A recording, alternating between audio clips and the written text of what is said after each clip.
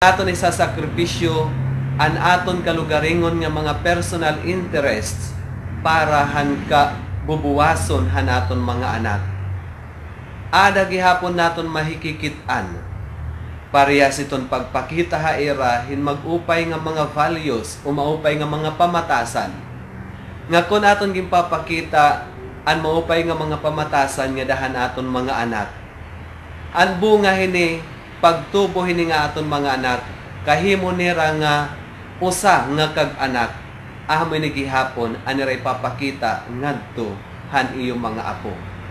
Kung an iyong mga apo magin maupay, naging mga buutan, naging successful lidahan nira kinabuhi, initungod han sakripisyo nga iyo gimpakita ngadto han iyong mga anak, nga ginsunod han iyong mga anak, nga iragin paangbit ngadto han iyo mga apo.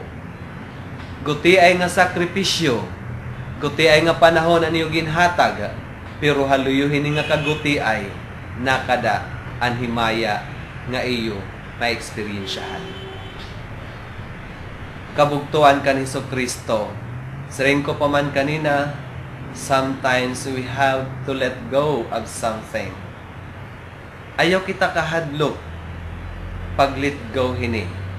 Sareng paman, let go and let God.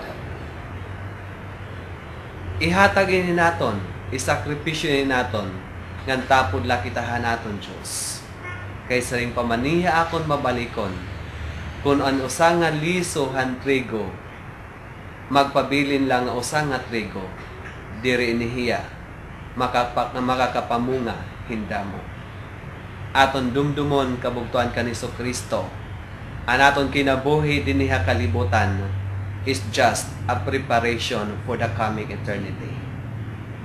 We are not meant for this world forever. Tinuod ani man ngani kita ni nga kalibutan, pero diri kita dinhi para hini nga kalibutan, kundi kinahanglan bumalik kita ngadto hanaton langitnon nga amay. Ngay kun adto na kita hanaton langitnon nga amay, ada naton matatagamtaman an dako nga duro nga bunga an kinabuhi nga waray katapusan. An kalibutan diri ni Asya an aton tinuod nga puroy-anan. An aton tinuod nga puroy-anan amo an langit, kay saring paman naton manuluwas nga si Jesus. Mabalik ako ngadto hanaton lang akon langitnon nga amay, kay para mag-andam ako yung dapit para hayo nga tanan, kay base kung hain ako aadto manliwat kamo. Langit an aton dadangatan mga kabugtuan kan Hesukristo, kung aton pamamatian niya na hinmaupay an mga pulong hanaton Diyos. An usa nga liso magpapabilin lang ang usa nga liso, kung diriya mahulog ngadto hatuna ngan diriya makakapamunga hindamo. Pakianhin naton niya na anaton kalugaringon. Ano ba in aton kinahanglan isakripisyo yan na nga mga panahon? Hino ba ini nga mga tawo nga nakakabalabag para naton para kita makapamunga hindamo? Ano ini nga aton mga bisyo nga amo nagiging hinungdan para kita diri maka-eksperyensya han kalipay hanaton kinabuhi. Pakianhin naton kalugaringon, pamalandungan naton ini, nga nihalad naton ini, ngadto han aton manuluwas nga si Jesus, didahin nga aton pagsaurog han santos nga Eucharistia. An Ginoo madahayo, ngan bendisyonan kamuhan makagarahong nga Dios, Amay, Anak, ug Espiritu Santo. Amen. Nagpapasalamat ako ha iyo nga tanan, ha aton mga sponsors, o hinaot ko anta magkarigta kita nga hasunod nga Domingo.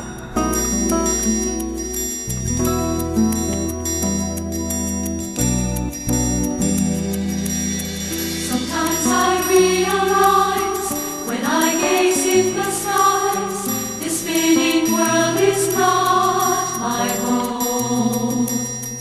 A place of mystery, a land of destiny is where I know one day